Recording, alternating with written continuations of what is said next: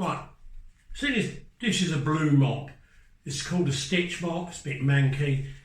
Now that's your first stage for platinum. I would never use it really on anything else, no jewellery.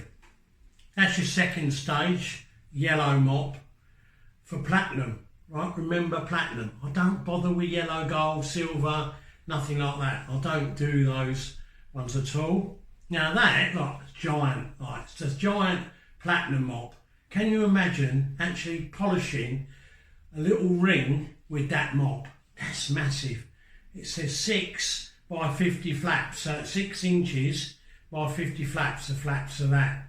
So we're talking, this is 4 inches. Look at that. Hardly, too big, it's too big. So what happens is that when you get a big mop, okay, it does it really, really quick. The job also gets very, very hot. And also what it will do is pull out your seams on platinum specifically. My most favourite mop, and I know one of my other friends, Jewel Tools, Anna, actually uses these mops on her tools. And this is a nice, fluffy, white stitch mop.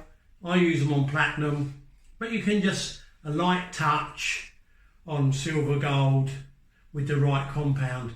It's beautiful, like, so it's really lovely, lovely and fluffy, nice and soft, can be used for most things. Now, when you buy a mop, look, has a thin collar. I don't know if you can see that, hopefully you can. Thin collar one side, thick collar the other.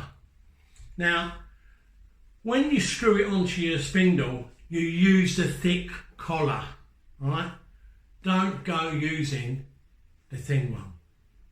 I'm going to break my own rules in this video, but this is what's going to happen. I'm going to show you later on. I've been asked about dirty mops, and dirty mops, well, usually I discover these in like mass workshops, where there's a community workshop where maybe 20 odd people are in there, and they don't care about the mops, they don't own the mops, and they become a bit cakey.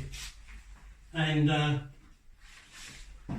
you see that mop, look, that's horrible. I've worked hard to make that horrible mop, because now I'm not travelling around, I can't find these horrible mops anymore, because they're going to be lurking in the workshop somewhere. So we're going to clean that mop out in a minute. Now, there are other types of mops, and for more industrial things, you've seen me polishing the big domes and everything for Rebecca, the sculptor, and these are called staple mops. They have a thick collar, thin collar, and they've got bits of string in them. They're like very, very aggressive, and they're like not for us, not for jewellery, maybe industrial, well, for the car people and trucks and all that, but not for us, not for jewellery, not for silver. If I see one of these being used in a silver workshop, I just discount these polishers as being a general polisher. They are for general polishing. Now you can get this one there, imagine that. Now you use that big one, this is a stitch mop. This is stage 2, and they go, oh yeah, polish quicker, right? Very, very fast, does very fast, does it very, but will burn your hands and will do damage on your jewellery instantly. You can't control it. It happens so quick with one of these. So I always go use small mops. And I noticed in that programme on the old telly, the old glitters thing, they were doing bangles. And this is a bangle mop. So it has no collar, and you can go into a shop and you say, can I have a dolly mop? That's what these are called, dolly mops. No collar, and they're very versatile. You can do in napkin rings, and you can do the bangles specifically. And when you rake them, they go smaller. You can get smaller ones. And what I like to do is I like to rake them on the edge, and it curves a little bit. Then I can get into the bottom of a goblet as well, but that's another story. So anyway, remember this, thick collar, it goes on first, not the thin collar. Right, see that? It's horrible. Not really in this little mop. Hasn't got a difference in collar, so I'm quite lucky really. But it's horrible. It's a horrible cakey. I worked hard on making that horrible. So what happens is I get my trusty rake, and you've all seen that in the book. And so I go like that. So it comes up nice. I haven't done a very good job of making this cakey, I don't think. Anyway, what happens is I then put it round the other way. So switch, right, the other collar. And then you go, it makes it fluffy. Gets rid of all the compounds. That's really lovely. And so that horrible cakey mop is now lovely and fluffy. Now I don't actually need to be doing setting this alight or anything like that. I might actually put a knife on it just to get rid of all these little bits. That's more important on a finishing mop, something like maybe like a Climax. This would have these like little fluffy bits. Now these little bits here that stick out, they're the bits that do the damage, and they will actually scratch your work. But this is mainly on the plates, on the silver and everything else, and maybe it wouldn't show up so much on your jewellery. Now, remember that, see? Look, it was all nice. Now I always use, when the nails are sort of folded over, I put that onto the spindle. That's the side I always use. But when I want to clean it, when it's so bad, I just flip it over, give it a rake, and it's usable again. Don't really need to put it in the washing machine. You remember what I was saying about big mops? This is about 6 inches, and that's a little 4-inch. So what happens is when you've all mainly got little machines at home, you haven't got a bigger industrial machine. So look what happens.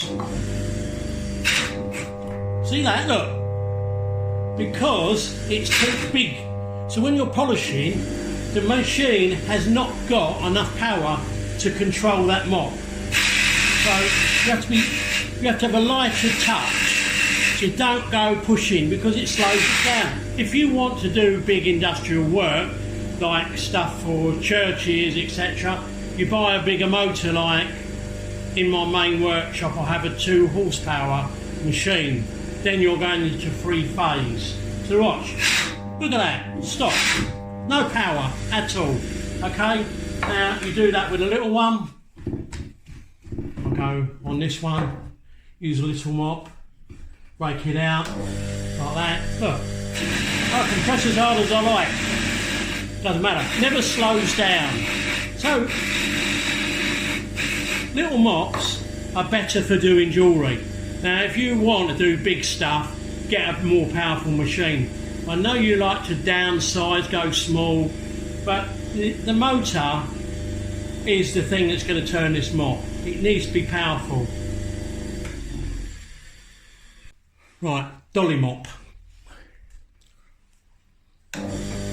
Now, I rake them and I go onto the side. So I go on the side. See that? And what happens is it turns it in. So eventually, when you turn it in, like that, you end up having this where you can use it to polish, maybe in the bottom of a cup or something where, well, these spindles do not come out. And what's quite good, because I call them bangle mops, is because bangle. This one I bought in Kathmandu. So it's a base metal. And what you need to do when you're doing these is that basically, because it's got that gap, if you go in, then you'll be worried about, if you do that, then it'll catch you and it'll take the bangle out of your hand. So you need, when you're doing this, slip it on and do that edge there, that bottom edge. See that bottom? Can you see the bottom edge? hopefully I'm trying to work at an angle to explain